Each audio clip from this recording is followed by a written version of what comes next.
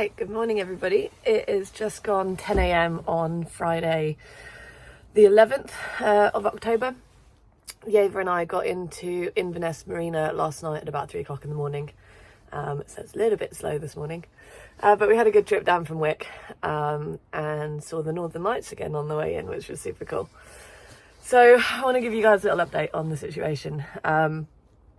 Yeva's anchor locker, as you'll know if you've been following the videos from the beginning, has become a bit of a recurring problem this summer, whereby the bottom of the anchor locker sits below the waterline. So any water that goes into the anchor locker gets drained by a pipe into the centerline bilges of the boat.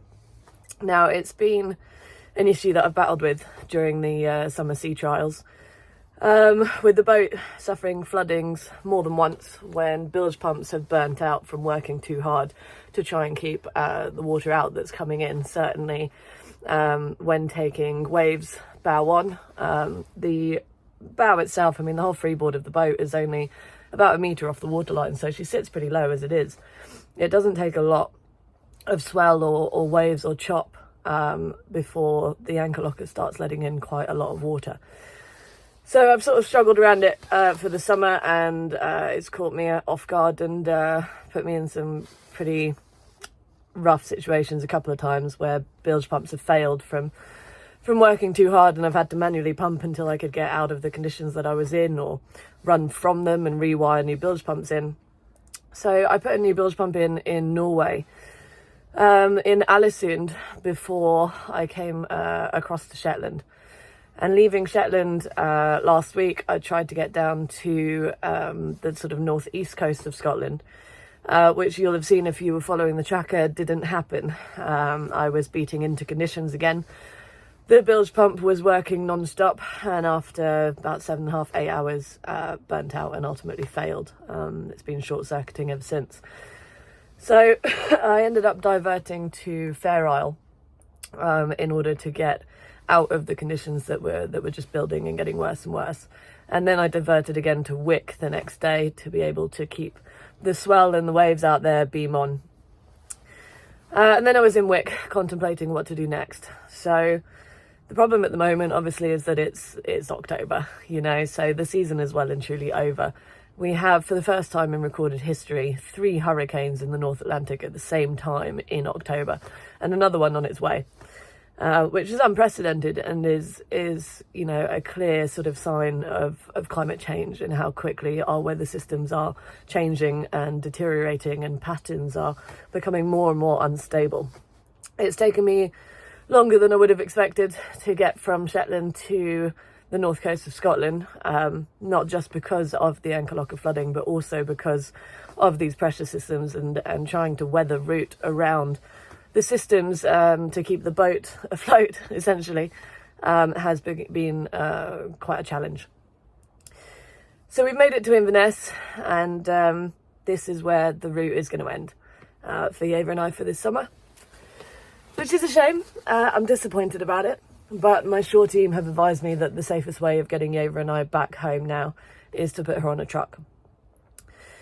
The reality is that if I try and route around the weather enough to be able to keep the anchor locker dry, I might as well just sit in Scotland until next spring, because it's just not going to happen. There's so much heavy weather, foul weather, strong winds. It's another 5, nearly 600 miles to get down the coast back to Portsmouth, and a lot of that trip would involve heading into wind and waves, which obviously the boat can't handle at the moment. Whilst Yeva is my little tank, as I call her, she does have this one sort of fatal design flaw that's becoming an increasing issue. So as disappointed as I am not to finish the trip down the coast, I do know that it is the right choice for the safety of the boat, for my safety. I can't keep setting sail, certainly in the conditions and the weather that we have now, in a boat that's entirely dependent on pumps working to keep her afloat. So the quicker we get Yeva back to Portsmouth, the quicker we can get this anchor locker welded. We'll get essentially a new base welded into the anchor locker that sits above the waterline, so that the anchor locker can have drainage holes directly outboard, and that's going to resolve all of these issues. So I'm proud of myself for what I have accomplished this year. You know, we left England nearly 4 months ago now, and I've sailed all the way to Svalbard, back to Scotland, and I do feel like the training, the trials that I set out to do this summer have been achieved. I've well and truly put both the boat and myself through our paces. You know, from losing steerage in the middle of the Arctic Ocean in the Barents Sea, to bashing into all sorts of weather. But there comes a point now where it's time to stop. We need to focus on the big picture, which is having enough time this winter to get the boat tip-top condition, I suppose we could say, for next year. So I'm going to be here over the next week, getting the boat winterized. I'm going to be taking the solar arches down, the wind generator off, the masts are coming down, the boat's getting lifted out of the water, obviously. So there's quite a lot to do over the next week that's going to keep me busy. My best friend in the whole wide world is also coming up this evening to spend the weekend with me and give me a hand, and I'm so excited to see her. A week ahead of getting Yeva ready to get put on a truck, and then we will be back in Portsmouth Monday, 21st of October, which coincidentally is my birthday as well, so it'll be nice to be back in Portsmouth for that, and I'll be able to go and see my mum and my grandma, which I'm really looking forward to.